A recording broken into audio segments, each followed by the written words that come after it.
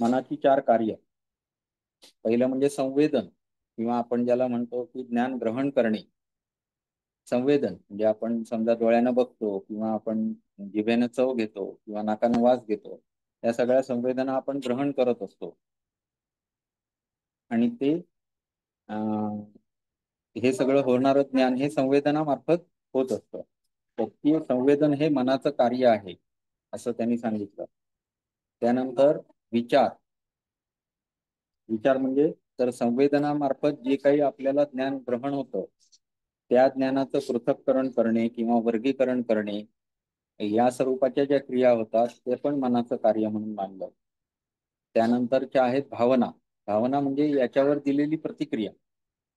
उदाहरणार्थ एखाद्याला कडू कारलं खाल्ल्यानंतर दुःख होईल. मग त्याच्यातून प्रगट झालेली भावना. दुःख ही भावना आहे. तसंच सुख ही पण भावना आहे जी त्याच्याद्वारे संवेदनेद्वारे विचार केल्यानंतर प्रगट होते. त्याच्यावर निर्णय घेतला जातो. तर तो त्यांनी भावना या स्वरूपात मांडला. आणि अंतर्ज्ञान किंवा उपजत ज्ञान हे पण त्याने एक मानलं कार्य. जे या सगळ्या बाह्य गोष्टींवर अवलंबून नसतं किंवा संवेदनेवर नुसत्या अवलंबून नसतं. तर त्याच्या अंतर्मनात किंवा अंतर्गत जे विचार किंवा स्वगत याद्वारे व्यक्तीला ज्ञान होते असं त्यानं मानलं. त्याला अंतर्ज्ञान असं मानलं. हे एक सांगायसारखं होतं. बाकी मग त्यांनी 8 प्रकारचे व्यक्तिमत्वाचे प्रकार सांगितले वगैरे. पण ते आपण घेतलंय. हा अजून एक आपण एनिमा एनिमस ही महत्वाची संकल्पना त्याचीच बघितली. पर्सोना. पर्सोना ही सुद्धा त्याची संकल्पना आहे ज्याच्यामध्ये आपण पहिल्यांदाच व्याख्या करताना बघितलेलं की मुखवटा. आणि तिसरी छाया. मानवी स्वभावाची ही एक नकारात्मक किंवा गडद अशी छटा आहे. यामध्ये आपत्तीजनक, अनैतिक आणि वाईट इच्छा असतात. याला ॲनिमल इन्स्टिंक्ट असे संबोधले जाते. अमानुष अत्याचार, घृणास्पद कृत्ये किंवा समाजाला हे जे मान्य नसते अशा गोष्टी या छायेचे स्वरूप असं त्यांनी मानलेलं आहे. ही एक संकल्पना आहे. आणि व्यक्तिमत्वाच्या विकासाबाबत त्यांनी 4 गोष्टी मध्ये संपवलेलं आहे. एक म्हणजे बाल्यावस्था, आरंभिक यौवनावस्था, मध्यमावस्था किंवा प्रौढावस्था. मध्यमावस्था म्हणजे म्हणजे व्यवसाय साधारण पूर्णत्वाकडे पोचला की त्यानंतर होणारी अवस्था त्याला मध्यमावस्था म्हटलंय. आणि प्रौढावस्था म्हणजे जीवनाची संध्याकाळ. तर या 4 अवस्थेद्वारे म्हणजे व्यक्तीचा विकास होत असतो असं त्यानं मानलंय. व्यक्तिमत्वाचा विकास. एवढं सगळं आपण युंगच्या बाबतीत, कार्ल युंगच्या बाबतीत लिहू शकतो. तर त्या 4 अवस्था एकदा परत सांगा ना व्यक्तिमत्वाच्या बाबतीत सांगितलेल्या. बाल्यावस्था व्यक्तिमत्व विकासाच्या अवस्था. बाल्यावस्था. त्याच्यानंतर दुसरी आहे आरंभिक यौवनावस्था.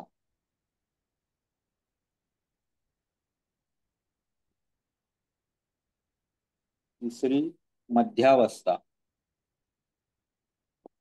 चौथी प्रौढावस्था.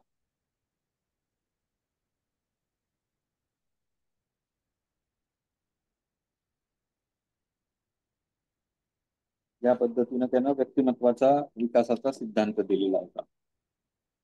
बाकी आपण बाल्य सगळं अवस्था पासून बघितलं. किती वर्षा किंवा वर्ष मध्य अवस्था? वगैरे वर्ष वगैरे काही दिलेले नाहीत. फक्त त्यांनी त्यांचं वर्णन केलंय की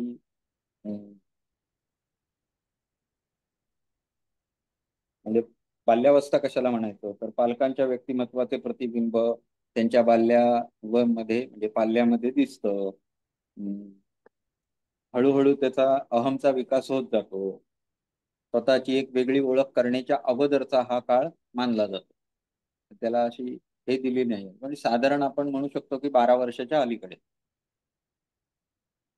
आरंभिक यौवनावस्था म्हणजे 12 ते 18 वर्ष किंवा 12 ते 20 वर्ष.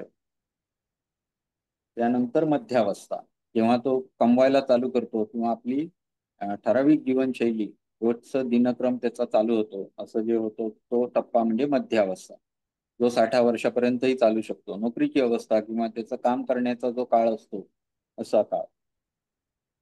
आणि शेवटची प्रौढावस्था, ज्याच्यामध्ये जीवनाची संध्याकाळ.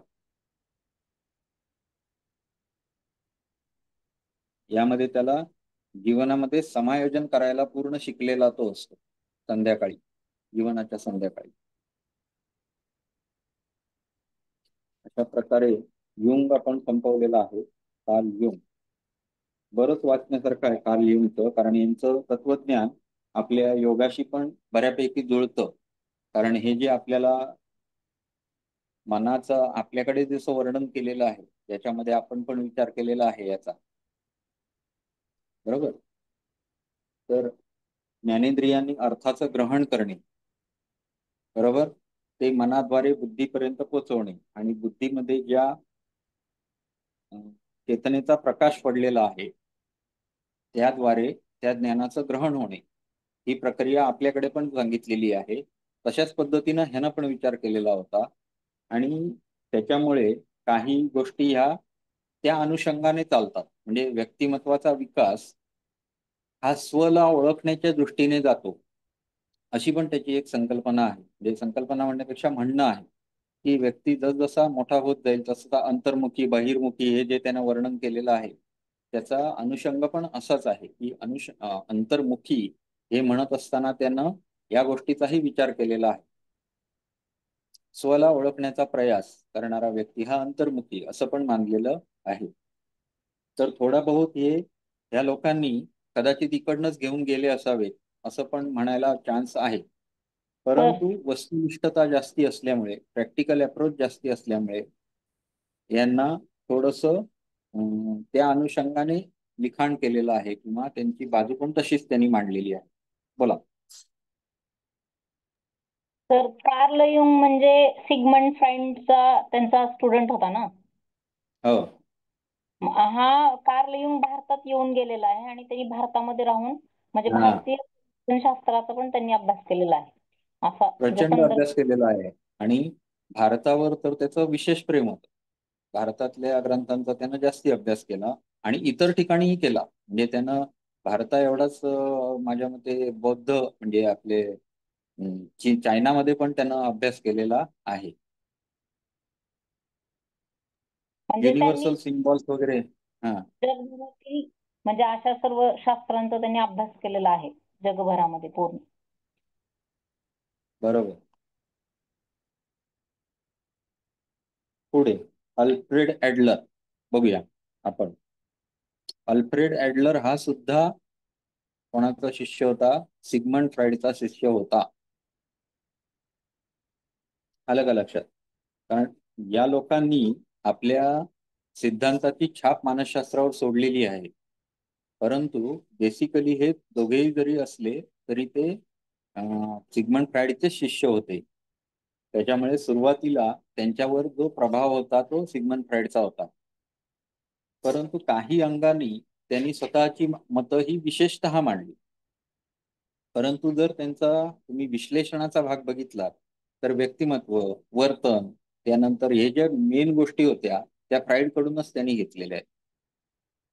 व्यक्तिमत्वाचा विकास किंवा पैलू सांगणे किंवा मनाची कार्य सांगणे किंवा मनोविश्लेषण करून दाखवणे, ह्या गोष्टी सैद्धांतिक पार्टमध्ये यांच्याही दिसतात, तशाच फ्राइडच्या पण दिसतात. त्यामुळे हे ह्यांचे शिष्य होते याच्यात काही वाद नाही. परंतु फ्राइडच्या मताच्या विरोधात मतं त्यांची काही असल्यामुळे ते वेगळे झाले. त्यांनी वेगवेगळे आपले सिद्धांत मांडले. आणि त्याच्यामध्ये म्हटलं तसं की त्यांनी जो मनोलैंगिक अवस्था सांगितल्या तिथे सगळ्यांना प्रॉब्लेम आहे. त्यामध्ये बरेच जण काय विरोधात गेले आणि मग त्यांनी आपापले सिद्धांत मांडले. Alfred Adler was Austrian medical doctor, psychotherapist. Austrian होता, ऑस्ट्रिया मधला. वैयक्तिक मानसशास्त्र किंवा याचा जो सिद्धांत आहे त्याला काय म्हणायचं? व्यक्तिनिष्ठ मानसशास्त्रीय सिद्धांत.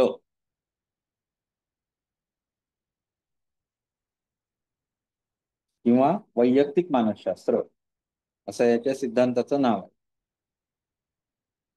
वैयक्तिक मानसशास्त्राचे जनक कार्ल युंग यांच्याप्रमाणेच सिग्मंड फ्राइड यांच्यापासून दुरावलेला त्यांचा आणखी एक पट्ट शिष्य अल्फ्रेड एडलर हे होते. फ्राइड बरोबर बराच काळ व्यतीत केल्यानंतर दोघांमध्ये टोकाची मतभिन्नता होऊ लागली. त्यानंतर एडलर यांनी आपला नवीन दृष्टिकोन स्थापन केला. आता एडलर स्वतः काय होते, तर एडलर हे मनोवृत्ती चिकित्सक होते, सायकोथेरपिस्ट होते. काही काळ व्हिएन्नाम येथे मनोविश्लेषण संस्थेचे अध्यक्ष म्हणून त्यांनी काम बघितले. व्हिएन्नाम येथे मनोविश्लेषण संस्थेचे अध्यक्ष. पुढे डॉक्टर फ्राइड यांच्याशी मतभेद झाल्यानंतर त्यांनी अध्यक्षपदाचा राजीनामा दिला आणि त्यानंतर त्यांनी वैयक्तिक मानसशास्त्राचे जे सिद्धांत मांडले त्यामध्ये त्यांच्या स्वतःच्या बालपणाचा अनुभवांचा समावेश त्यांनी केला. हान्स वायहिंजर नावाचा एक तत्वज्ञ होता. त्याच्या सिद्धांताचा प्रभाव त्याच्यावर दिसून येतो. फ्राइडच्या दोन गोष्टींना त्यांनी विरोध केला. एक लैंगिक प्रेरणा आणि शिश्न ईर्ष्या, या दोन्ही गोष्टी त्याला त्याच्या सिद्धांतामध्ये पटल्या नव्हत्या आणि त्याच्यामुळे त्यानं फ्राइड बरोबर मतभेद झाले ते. मग त्यांनी स्वतःला नाव द्यायला सुरुवात केली की नव फ्राइडवादी, असं पण विचारू शकतात. नव फ्राइडवादी लिहा, उत्तर लिहा. नव फ्राइडवादी. नव फ्राइडवादी कोण आहेत? Doctor Alfred Adler. आता यांनी कसे सिद्धांत मांडलेत, आपण खूप डिटेल जायचं आहे की महत्वाच्या त्या गोष्टी घेऊया? डिटेल मध्ये घेऊ कारण की सर त्यांच्याबद्दल सगळं माहिती तर असायला पाहिजे ना. माहिती असलं तरच आपण हे. बर, ठीक आहे. एडलर यांना व्यक्तिमत्व सिद्धांतामधील काही ठराविक मुद्दे घ्याले. पहिला मुद्दा, न्यूनत्वाची भावना.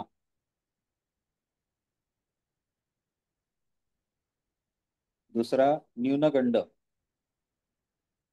तिसरा, अहमगंड. सर पहिला काय म्हणतात? न्यूनत्वाची भावना पहिला, दुसरा न्यूनगंड, तिसरा अहमगंड. चौथा, परिपूर्णतेचा प्रयास.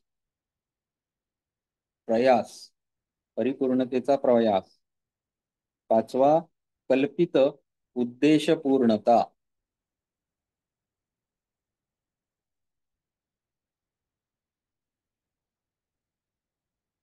सहावी, जीवनशैली. 7, स्वची सृजनात्मक शक्ती.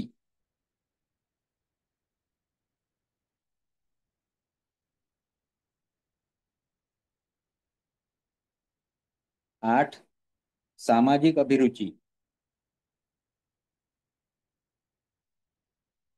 9, जन्मक्रम. आणि 10, उपचार तंत्रे.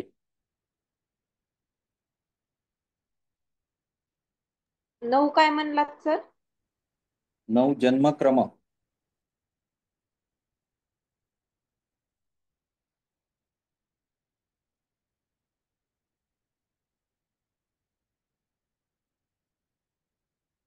आता हे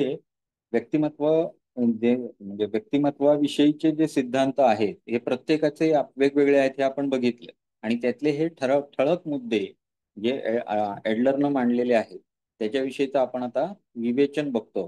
त्यातला पहिलं काय आहे बघा, न्यूनत्वाची भावना. प्रत्येक व्यक्ती हा काय परिपूर्ण असू शकतो का? उदाहरणार्थ मी सचिन तेंडुलकर होऊ शकतो का? नाही. मग म्हणून काय मी काहीच नाही आहे का?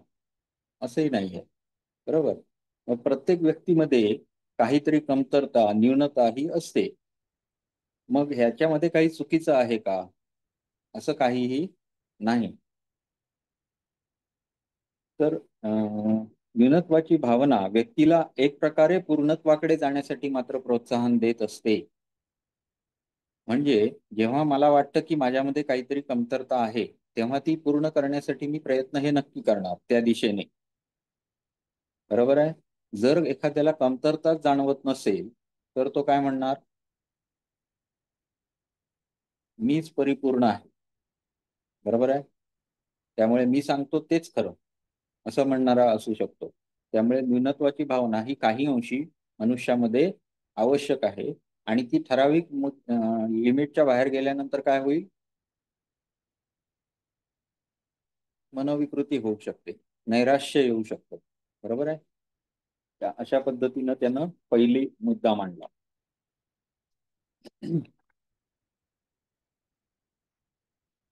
न्यूनगंड. वारंवार प्रयत्न करून सुद्धा एखाद्याला व्यक्तीला स्वतःमधील न्यूनत्व कमी करण्यात अपयश आलं तर व्यक्तीमध्ये न्यूनगंड तयार होतो. म्हणजे एखादी गोष्ट अचीव करण्यासाठी मनुष्याने खूप प्रयत्न केले. उदाहरणार्थ सीए ची परीक्षा 10 15 वेळा दिल्यानंतर सुद्धा लोक पास होत नाहीत कधी कधी. असे लोक बरेचसे न्यूनगंड होतो त्यांना. आता माझं बहुतेक कधीच आयुष्यात मी होणार नाही अशा पद्धतीत लोकांना वाटायला लागतं. तर असं होऊ शकतं. तर त्याला न्यूनगंड तयार होतो. आपण काहीच चांगलं करू शकत नाही, आपल्यामध्ये काहीतरी मोठाच दोष आहे असं त्याला स्वतःला मध्ये वाटायला लागतं.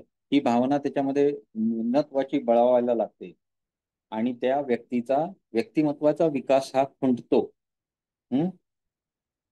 आता ह्या जो न्यूनगंड आहे याच्या तयार होण्यामागे 3 प्रमुख कारणं आहेत असं ऍडलरनं सांगितलं. एक म्हणजे इंद्रियजन्य न्यूनत्व. म्हणजे काय, एखादा अपंग व्यक्ती असेल, त्याला चालता येत नाही किंवा त्याला हातच नाही आहे किंवा त्याला काहीतरी अपंगत्व आहे, तर तो आपल्याला इंद्रियजनित अपंगत्वामध्ये मोडतो. त्याला काही गोष्टी करायला मर्यादा येतात. मग अशा वेळी व्यक्तीमध्ये न्यूनत्वाची भावना जागू शकते. दुर्लक्षित होणे. एखाद्या व्यक्तीला दुर्लक्षित ठेवलं जाऊ शकतं. अशा व्यक्तीमध्ये सुद्धा न्यूनत्वाची भावना येते. आणि अति लाडाने बिघडवणे हा तिसरा प्रकार त्यांनी सांगितला. एकदम सोपा आहे, अति लाडाने बिघडवणे. चला त्याच्या पुढचं काय आहे, अहमगंड. बरोबर. अहमगंड म्हणजे काय असेल, याच्या बरोबर विरुद्ध. न्यूनत्वाच्या भावनेला सामोरे जाताना प्रमाणापेक्षा जास्त क्षतिपूर्ती करतो तेव्हा त्या व्यक्तीमध्ये अहमगंड निर्माण होतो. म्हणजे समजा मला एखादी गोष्ट हळूहळू अचीव करायला सुरुवात केली आणि त्यामध्ये मी निपुण झालो. तर मला असं वाटायला लागतं की मी सर्वश्रेष्ठ आहे, माझ्या इतकं कोणीच नाही असं म्हणायला लागतो. तर ही जी असते ही अहमगंडाची भावना असते. त्याचं अवडंबर केले जाते. अशा व्यक्ती अधिक आत्मकेंद्रित होत जाते आणि इतरांना तुलनेने कमी लेखते. अहमगंडाची भावना जी असते ती. हे व्यक्तिमत्वाचं त्यांनी वर्णन केलंय. त्यानंतर परिपूर्णतेचा प्रयास.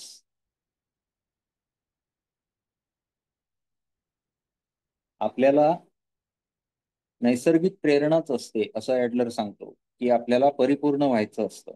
प्रत्येक व्यक्तीला आपल्याला दर क्षणी काहीतरी नवीन गोष्ट दिसली की त्याचा काय म्हणतात त्याला हव्यास म्हणा किंवा त्याच्याविषयीची उत्कंठा, त्याच्याविषयीची जाणून घेण्याची मनामध्ये भावना ही सतत असतेच. जी गोष्ट आपल्याला येत नाही ती गोष्ट जाणून घेण्यासाठी सुद्धा आपण सतत प्रयत्नशील असतो. तर ही जी आहे ही निसर्गदत्त आपल्याला प्रेरणा असते की आपण परिपूर्णतेचा ध्यास घेतलेला असतो. हाती घेतलेल्या कार्यामध्ये आपण अधिक परिपूर्णता आणावी अशी अंतर्गत प्रेरणाच आपल्याला नेहमी असते, या प्रेरणेमुळे व्यक्ती काय करते तर गतिशील होते किंवा कार्यशील होते. कशाच्या दृष्टीने? तर ध्येय साकारण्याच्या दृष्टीने. बरोबर आहे. स्वतःमध्ये ती हळूहळू बदल करायला लागते किंवा स्वतःच्या कामामध्ये गती आणायला लागते आणि ती गोष्ट अचीव करण्यासाठी प्रयत्न करू लागते.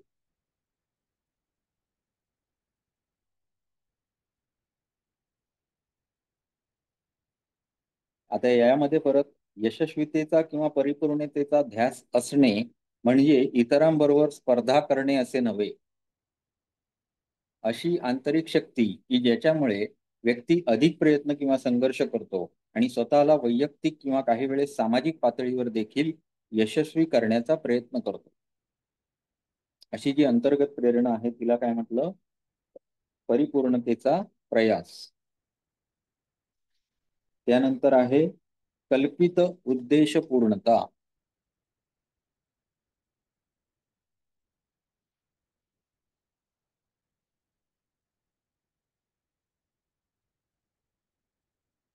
कल्पनेवर आधारित असलेल्या उद्देशांची पूर्णता असा या संकल्पनेचा काय अर्थ निघू शकतो. प्रत्येकाचे वैयक्तिक किंवा सापेक्ष असे मापदंड असतात. प्रत्येक व्यक्तीचे अंतिम असे लक्ष असते आणि हे लक्ष किंवा ध्येय आपण वास्तविकतेच्या कसोटीवर तपासून बघू शकत नाही, कारण ते व्यक्तिगत आहे. अर्थात त्यानुसारच आपले विचार, स्वगत, कल्पना आधारलेले असतात आणि पुढे जाऊन त्यानुसारच आपले वागणे बोलणे असते. उदाहरणार्थ मी आता समजा 12वी नंतर ठरवलं की मला सायन्स बायोलॉजी घेऊन डॉक्टरीला जायचं आहे, तर मग मी त्या अनुषंगाने 12वीचे मार्क पाडणार. त्याच्यानंतर मी ऍडमिशन प्रोसेस करणार. त्याच्यानंतर मी पूर्ण डॉक्टरी होईपर्यंत त्याच्यात जेवढं काही करता येईल ते, आणि त्यानंतर उद्दिष्ट काय आहे? डॉक्टर होणे, समाजाची सेवा करणे. एखाद्याचा उद्देश काय असेल? डॉक्टर होणे, भरपूर पैसा मिळवणे. प्रत्येक जण आपापल्या परीने काम करू शकतो. उद्देश पूर्णता जी त्यानं कल्पिलेली आहे, ती कल्पिलेली उद्देशाची परिपूर्णता करण्यासाठी तो झगडतो. आलं का लक्षात? झगडतो म्हणण्यापेक्षा काम करतो आणि ते म्हणजे काय, परिपूर्णतेचा प्रयास करतो. तर ही कल्पित उद्देश पूर्णता त्यांनी वेगळ्या पद्धतीने सांगितली. उदाहरणार्थ, सगळी माणसे चांगली आहेत, सगळी माणसे मुळात एकसारखी आहेत, आपण जर चांगले वागलो तर देव आपले चांगले करतो, इत्यादी. आता ही सुद्धा कल्पित आहे. आपण चांगले वागलो तर देव आपले चांगले करेल. देव आपल्याला कोणाला दिसलाय? नाही, परंतु कल्पित आहे. बरोबर आहे. या उद्देशांच्या पाठीमागे म्हणजे कसं असतं, जेव्हा एखादा सिद्धांत म्हणून त्यांनी मांडलेला असतो तेव्हा त्याच्या गंभीर बाजू पण असतातच. त्यांच्या दृष्टीने तो सर्वव्यापक असतो, सगळ्या सगळ्या ठिकाणी लागू पडत असतो. मग त्यांनी त्याची ही बाजू पण उदाहरणार्थ म्हणून दिलेली आहे की जेव्हा आपण असं म्हणतो तेव्हा कल्पनेशी आधारित उद्देश ठरवून आपण केलेली ही आपल्यासाठी चांगली गोष्ट आहे की देव आपलं चांगलं करेल. का करेल? तर आपण सर्वांची चांगले वागतो, ही कल्पना. ओके. पुढे या स्वगताला अनुसरूनच आपण लोकांशी संबंध ठेवतो, वागतो, बोलतो. तसंच आपण म्हणजे मी जर इतरांशी चांगलं बोललो तर देव माझं काही वाईट करणार नाही, ते माझ्याशी पण चांगलंच वागेल, लोक पण. अशा पद्धतीत कल्पना करून आपण ते केलेलं कृत्य असतं. आपण ज्या म्हणजे ह्यानं मानताना असं पण मानलेलं आहे की पुनर्जन्म किंवा पुढील जन्म ही संकल्पना वास्तविकतेच्या कसोटीवर आपण तपासून बघू शकत नाही, त्याचं म्हणणं. परंतु त्या व्यक्तीसाठी हे वस्तुनिष्ठ आहे, ज्या व्यक्तीची हे मानसिक संकल्पना आहे. आता समजा मी मानतो की पुन्हा आहे, सांगितलं असणार मी चांगलं करा म्हणून. माईक बंद करा. मी ना अध्यक्ष.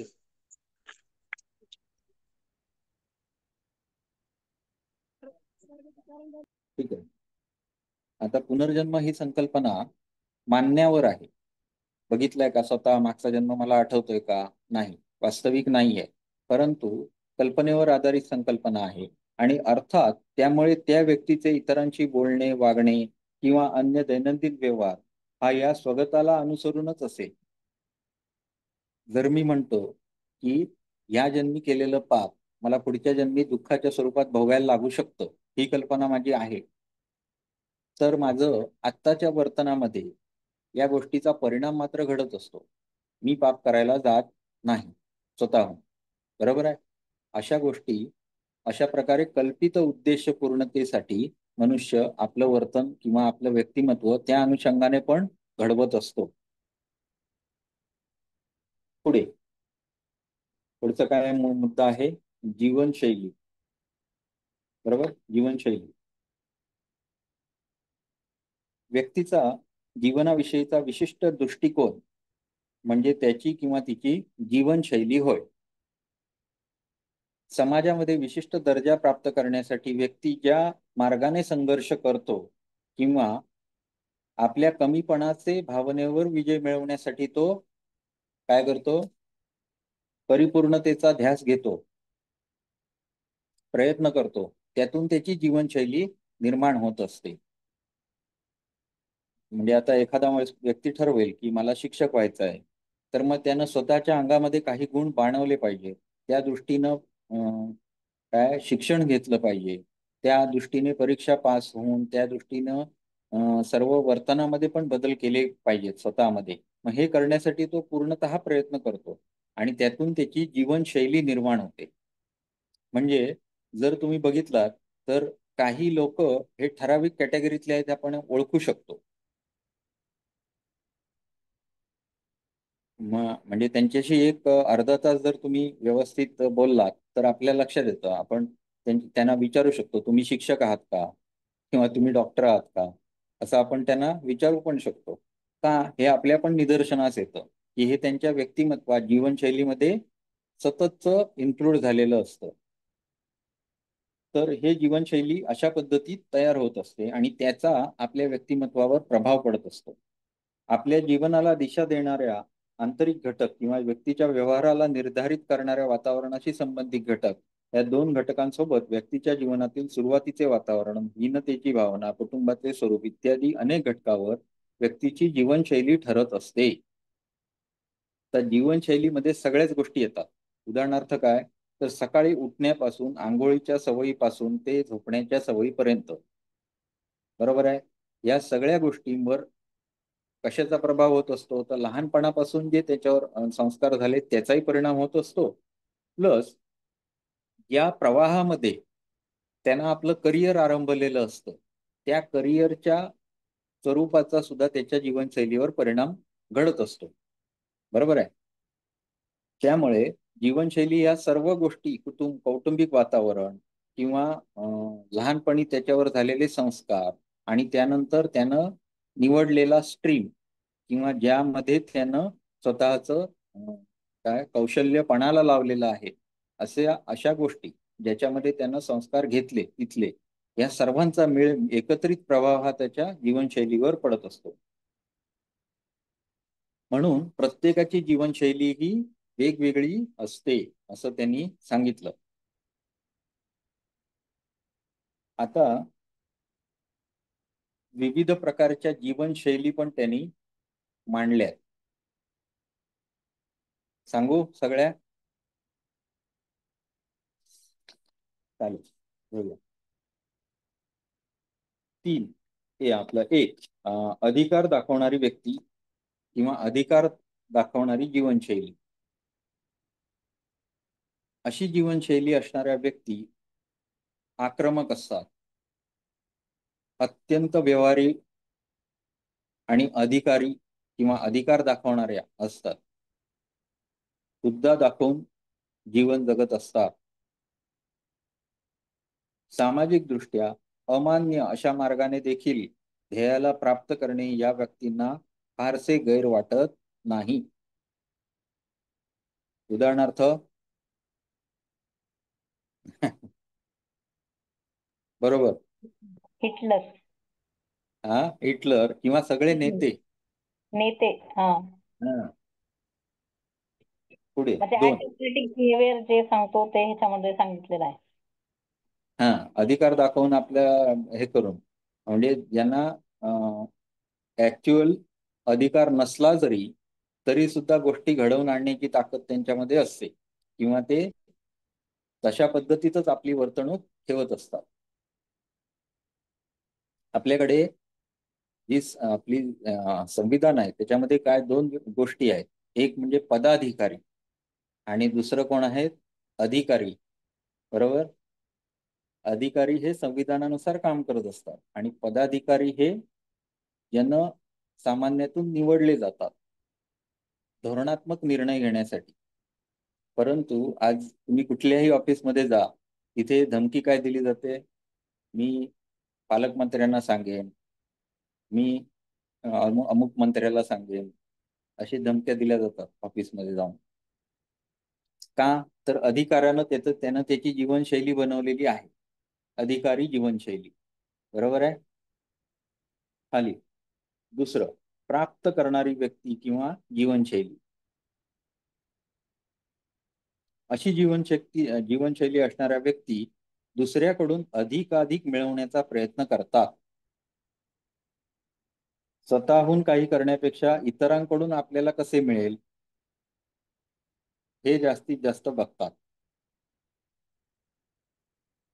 बांडगुळ असतात. स्वतः जीवनाचा स्रोत निर्माण न करता दुसऱ्यानं केलेला जो असेल त्याच्यावर आपला अधिकार सांगणारी व्यक्ती, दुसऱ्यांच्या यशामधला वाटा आपल्याला कसा मिळेल हे बघणारी व्यक्ती, या सगळ्या प्राप्त करणाऱ्या जीवनशैली आहे. विशिष्ट मर्यादेच्या पलीकडे जर अशी जीवनशैली असेल तर अशा व्यक्तींना मानसिक आजार होण्याची शक्यता असते आणि स्वतःच्या आधारे त्या नसतात, दुसऱ्यावर अवलंबून असतात. अशा जेव्हा त्यांचा आधार तुटून पडतो, ज्या आधारे त्या जीवित असतात किंवा ज्या आधारे त्यांनी स्वतःचं व्यक्तिमत्व जीवनशैली घडवलेली असते, त्यामध्ये बदल झाला की त्यांच्यामध्ये मानसिक आजार बळावण्याची शक्यता असते. तर हे सांगत असताना उदाहरणादाखल सांगतो की घरामध्ये नवरा बायको असतात. बरोबर आहे. तर असं अनुभवायला आलेलं आहे की जेव्हा नवरा मरतो तेव्हा बाई व्यवस्थित उभी राहते, परंतु बायको मेली की नवऱ्याची अवस्था फार वाईट होते, मानसिक अवस्था. कारण बऱ्याच गोष्टीवर तो अवलंबून असतो, जीवनशैली. त्यामुळे भरपूर केसेस अशा बघायला मिळतात. पुढे सरांनी पण परवा एका कुठल्या क्लासमध्ये उदाहरण दिलेलं, कोणातरी एका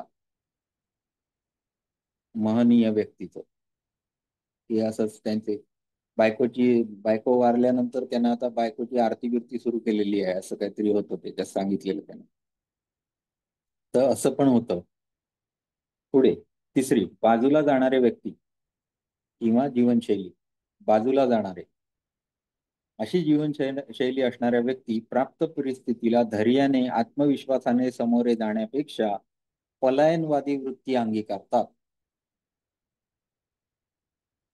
अडचणींना समोरे न जाता अशा व्यक्ती अपयशाची भीती व्यक्त करतात किंवा तिथून पळून जातात. प्रसंग जेव्हा येतो तेव्हा तो स्वतःच्या अंगावर घेऊन त्यातून पार होणे हे त्यांच्या काय नसतं, अंगात नसतं.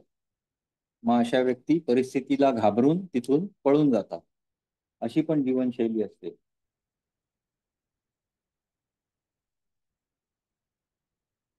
आणि अशा ज्या व्यक्ती असतात यांच्यामध्ये सामाजिक अभिरुची कमी दिसून येते, कारण ते कुठेतरी पडले तर आपल्या अंगावर काहीतरी येईल, आपल्याला काहीतरी करावं लागेल, ते कायमच भित्र्या स्वरूपात असतात. शेवटची समाजोपयोगी जीवनशैली. आपण शारीरिक घटकांपेक्षा सामाजिक घटकामुळे जास्त प्रभावित होतो. प्रभावित होणे म्हणजे काय? तर अनुभव घेणे. कुठल्या गोष्टीकडनं आपण जास्त अनुभव घेत असतो? तर आजूबाजूच्या परिस्थितीकडनं, म्हणजेच आजूबाजूच्या समाजाकडनं आपण जास्त अनुभव घेत असतो आणि त्यामुळे अशी जीवनशैली असणाऱ्या व्यक्ती अधिक सामाजिक असतात. समाजोपयोगी जीवनशैली समाजातील सहभाग जास्त असो अशा व्यक्तींचे व्यवहार समाजाच्या दृष्टीने अधिक उपयोगी असतात. समाज माझ्यासाठी आहे असे नव्हे तर मी समाजासाठी आहे अशी भावना त्यांच्यामध्ये असते आणि त्याला अनुसरूनच त्यांचा व्यवहार असतो. उदाहरणार्थ विनोबा भावे किंवा अजून कोणी म्हणजे समाज सुधारक घ्या कुठले पण, ज्यांनी समाजाला काहीतरी योगदान दिलं आपलं असे जे विचारवंत होते ते म्हणा, किंवा ज्यांनी प्रत्यक्ष कृतीतून करून दाखवलेल्या आहेत गोष्टी समाजाच्या हिताच्या, असे लोक घ्या. किंवा ज्याला आपण आत्ता मानतो काय, जे ह्याचे कोर्सेस आहेत ते सगळे मानले जातात. ह्याच्यामध्ये काय म्हणतो आपण त्याला, प्रोफेशनल कोर्सेस मध्ये समाजोपयोगी जीवनशैली आवश्यक असते. उदाहरणार्थ डॉक्टर, दुसरा इंजिनियर, तिसरा चार्टर्ड अकाउंटंट आणि चौथा लॉयर. हे 4 प्रोफेशनल कोर्सेस मध्ये गणले जातात आणि यांना प्रत्येकाला ओथ आहे. म्हणजे काय, ओथ म्हणजे शपथ. शपथ दिली जाते आणि त्या शपथेमध्ये ह्याचं अंतर्भूत असतो गोष्ट की यांना कार्य जे आहे ते समाजोपयोगी आहे. म्हणजे जेव्हा हे आला, कोरोना आला, तेव्हा डॉक्टरना सगळ्यांनी डोक्यावर घेतलं, बरोबर आहे, कोरोना वॉरियर्स, बरोबर आहे.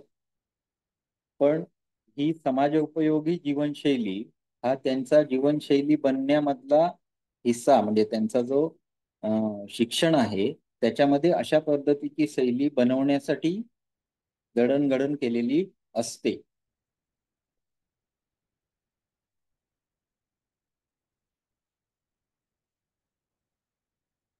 पुढे जन्मक्रम, बरोबर आहे ना त्याच्या पुढचं.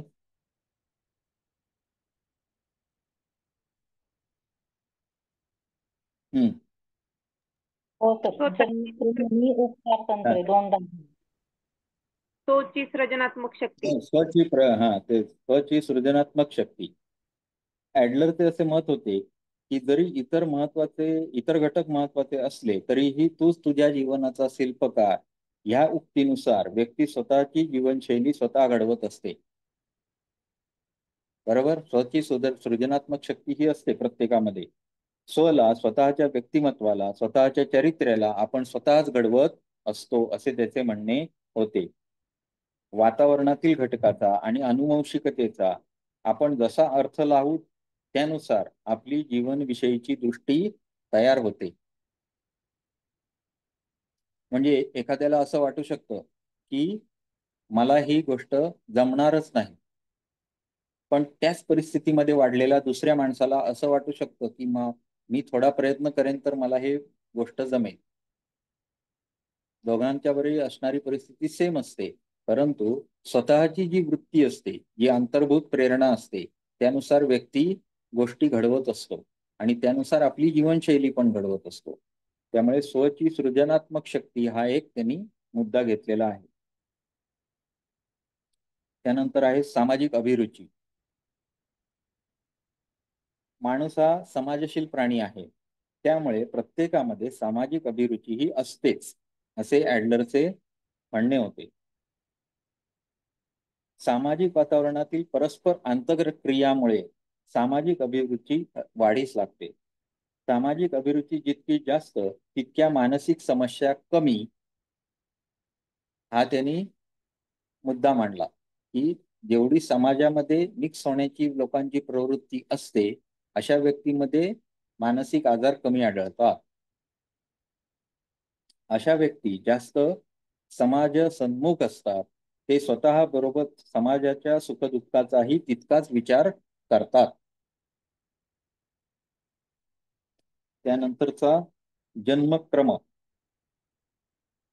आता त्याच्यामध्ये बघा की ॲडलरनी स्वतःच्या जीवनावर किंवा लहानपणापासूनच्या घेतलेल्या अनुभवावर सिद्धांत मांडले होते, असं आपण पहिल्यांदा बघितलं.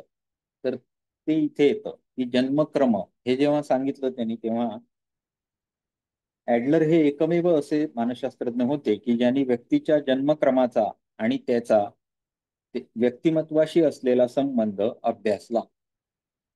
आपल्या भावंडामध्ये आपण कोणत्या स्थानी आहोत, थोरले आहोत, मधले आहोत, धाकटे आहोत किंवा एकुलते एक आहोत, याचा आणि आपल्या व्यक्तिमत्व विकासाचा निकटचा संबंध आहे असे ऍडलरचे म्हणणे होते.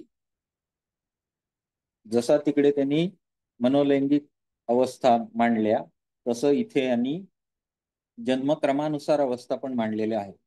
त्याचाही आपल्या व्यक्तिमत्वाच्या जडणघडणीमध्ये रोल असतो असं त्यांचं म्हणणं होतं. आता ते प्रत्येक हे बघूया आपण एक एक करून. थोरले मूल,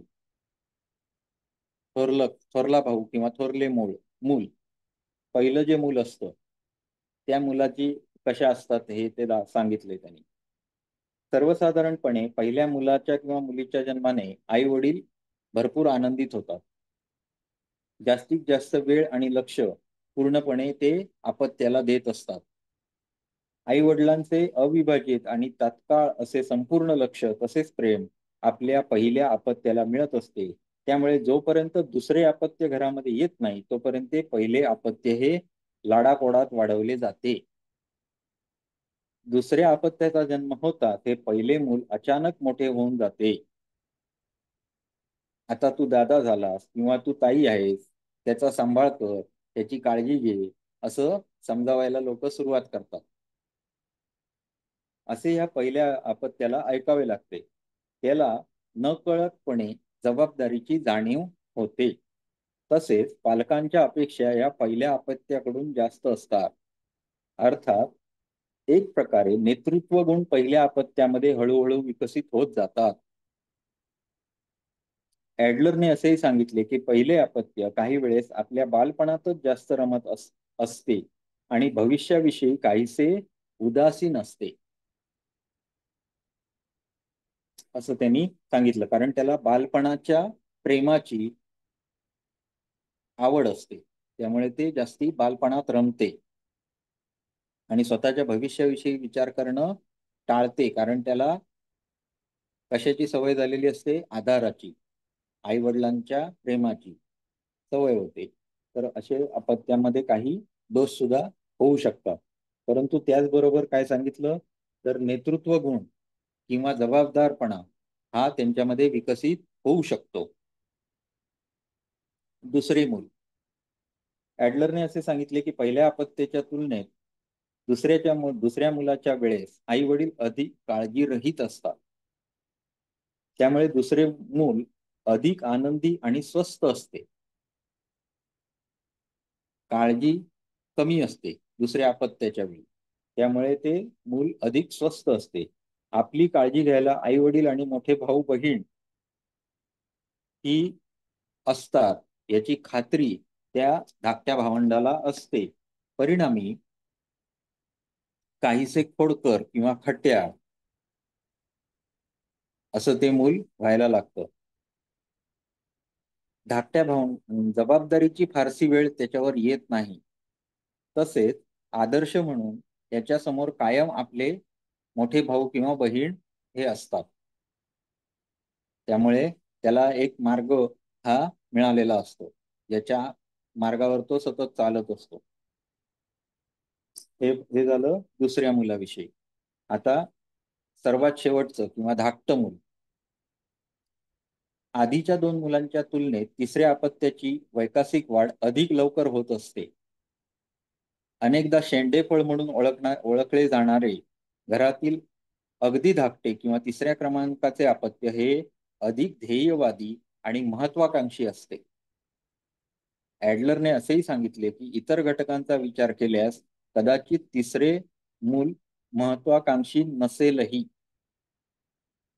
परंतु त्याचं मॅक्झिमम वेळा त्याने काय सांगितलं की हे अधिक ध्येयवादी किंवा महत्वाकांक्षी असतेच.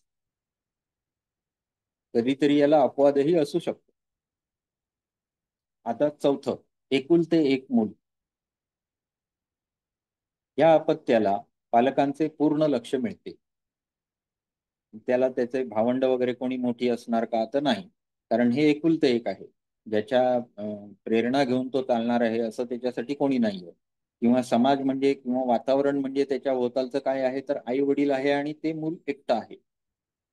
जर स्वतःच्या कलागुणांचे कौतुक नाही झाले किंवा दखल नाही घेतली, तर अशी मुले लवकर खट्टू होतात, चिडतात, रागावतात. घरात असेपर्यंत यामुळे सर्व काही अलबेल असते. परंतु जेव्हा एका ठराविक कोशात वाढलेले मूल बाहेरच्या सामाजिक वातावरणात जाते, तेव्हा मात्र त्याला अडचणी जाणवतात. कारण समायोजन करायला भरपूर समाज एकत्र समोर मिळतो आणि घरामध्ये मात्र समायोजन झालेलं असतं.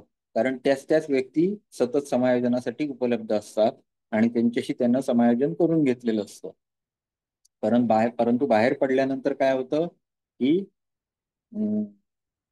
आपलं ते खरं करण्याची जर वृत्ती असेल, तर अशा मुलांमध्ये खूपच प्रॉब्लेम्स येतात, समायोजन करू शकत नाही. कोशात वाढलेलं असतं, त्याच्यामुळे प्रॉब्लेम येतात. आता जेव्हा आपण मुलांना खेळायला जा किंवा बाहेर जाऊन जरा लोकांशी बोल, बाहेर जा, असं आपण जेव्हा मुलांना सांगतो, त्यामध्ये ही महत्वाची बाब असते. ही सर्व पालकांनी पण इथल्या लक्षात ठेवण्याची गरज आहे की जेवढं म्हणजे आज जसा आपण IQ बघतो, EQ बघतो, तसा SQ पण बघितला जातो, सोशल कोशंट. त्यामुळे हा सुद्धा एक आपल्या बुद्धिमत्तेचा विकासाचा एक काय आहे, भाग आहे. आणि ज्याचा सोशल कोशंट कमी असतो, अशा व्यक्ती ज्या असतात त्या जास्ती त्यांना जर समाजामध्ये जाण्यासाठी जर काम दिलं, उदाहरणार्थ एखादा सोशल कोशंट कमी असलेला डॉक्टर होऊ शकतो, पण तो लोकप्रिय डॉक्टर होणार नाही. तो चांगला डॉक्टर असेल, परंतु तो लोकप्रिय डॉक्टर नाही होऊ शकत, त्याचा सोशल कोशंट चांगला नसल्यामुळे. असो, पुढे. पहिली 4 ते 5 वर्षे दुसऱ्याचा विचार करण्याची तेवढी सवयच लागलेली नसते अशा मुलांमध्ये, कारण पूर्णपणे आई वडिलांवर डिपेंड असतं. अशा मुलांना देवाणघेवाण करण्याची किंवा स्पर्धा करण्याचीही कधी वेळ आलेली नसते. समवयस्क भावंडांमध्ये न राहता हे मूल अनेकदा प्रौढांमध्ये जास्त राहते. त्यामुळे तुलनेने हे लवकर समजूतदार होते. ही पण त्याची दुसरी बाजू आहे. आता अशा मुलांमध्ये आपण आता सुद्धा समाजामध्ये हा प्रॉब्लेम फेस करताना बघतो की प्रत्येकाला काय आहे, एकच मूल बघितलं तर. मग अशा मुलांमध्ये भावंडांची कमतरता असल्यामुळे जे हे होणार आहे, पुढे जाऊन त्याला सहन करावे लागणार आहेत, ते होऊ नये याच्यासाठी बालमानसशास्त्रज्ञ काही गोष्टी सुचवत असतात. त्याच्यामध्ये सर्वात पहिली गोष्ट मुलाला काय शिकवली जाते, 2.5 वर्षानंतर तो साधारणतः समाजप्रिय होतो. म्हणजे आपण सामाजिक घटक आहोत याची जाणीवच 2.5 वर्षाला होते मुलाला. आणि म्हणून आपण काय सिनियर केजी, ज्युनियर केजी काय असेल ते 2.5 वर्षानंतर आहे. बरोबर, 2.5 वर्षापर्यंत कुठली शाळा कोणालाच ऍडमिशन देत नाही. का असं असतं, तर 2.5 वर्षाचं मूल हे 2-3 मुलांमध्ये बसून खेळ खेळू शकतं, पण त्याच्या अलीकडचं मूल तसं नाही करणार. म्हणजे समजा एखाद्याला बाहुली दिली आणि 3 मुलं समोर खेळतायत, मोठ्या वयाची आहेत, 4-5 वर्षाची, आणि खेळतायत, आणि एक 2.5 वर्षाचं मूल तिथे सोडलं, तर ते मूल तशीच एक दुसरी बाहुली घेणार आणि स्वतः खेळत बसणार. ते त्यांच्यामध्ये रमणार नाही. पण तसंच खेळेल, पण स्वतः आपण एकटं वेगळं खेळणार. परंतु त्याला तोपर्यंत ह्याची जाणीवच झालेली नसते की आपण इतरांमध्ये खेळून त्यांच्यामधून पण आपण आनंद घेऊ शकतो किंवा त्यांचे विचार पण मला कळू शकतात, त्यांचं मी अनुकरण करू शकतो. ही त्याच्यामध्ये भावनाच निर्माण झालेली नसते. हा सोशल क्वोशंट जितका लवकर येईल, जितकं त्याला खत पाणी घालाल, तेवढं मूल हे सामाजिक होऊ शकतं. त्यामुळे लवकर वयाच्या मुलांना शाळेत घालतात ती मुलं सामाजिक होऊ शकतात. त्यातही पहिलं जे अडचण येते ती म्हणजे शेअरिंगची. कारण मी आता म्हटलं तसं की स्वतःचं खेळणं, स्वतः फक्त खेळण्यासाठी वापरणे ही पहिली भावना असते. ते दुसऱ्यानं घेतलं की अडचण निर्माण होते. मग त्याला तिथे भावनिक आधार देण्याची गरज असते की शेअर केल्यामुळे आपलं काही कमी होत नाही, हे त्याला समजवण्याची गरज असते. इथून त्याची सुरुवात होते. तर एकुलते एक मूल हे झाला प्रकार. आता आपले किती मुद्दे, आता काय राहिलं माझ्या मते झाले सगळे ना.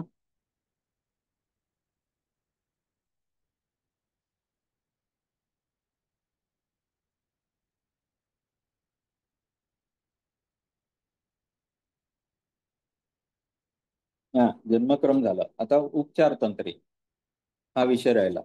तर मग त्यांनी या आधारे उपचार तंत्राची काय केलेली होती, आखणी केलेली होती. मी किती वाजले ते बघितलंच नव्हतं. 8:53.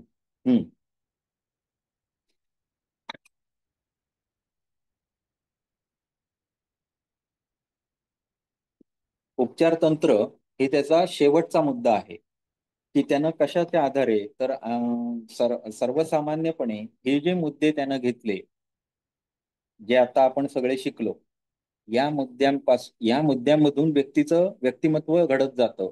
आणि जर त्याच्यामध्ये विकृती झाल्या तर या मुद्द्यातल्या कुठल्या मुद्द्यानुसार विकृती झाल्या आहेत हे ठरवून त्याचा अभ्यास करून त्यानुसार त्याला उपचार तंत्र देणे हे त्याचं काय होतं, आधार होता, हा सिद्धांत. आणि त्याचबरोबर हा स्वतः काय होता, मनोशास्त्रज्ञ किंवा डॉक्टर होता. त्याच्यामुळे उपचार तंत्र हे सुद्धा त्यानं त्याच्याबरोबरच विकसित केलं, ज्याच्या आधारे काही औषधं म्हणा किंवा रुग्णासाठी उपचार हा त्यानं त्याच्या अनुषंगाने पण वापरलेला आहे. ठीक आहे. तर आज आपण इथे हा विषय थांबवलेला आहे. Doctor Alfred Adler.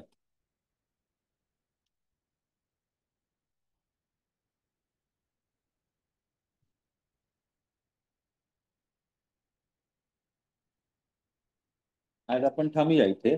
आता पुढे आपण काय घेऊ,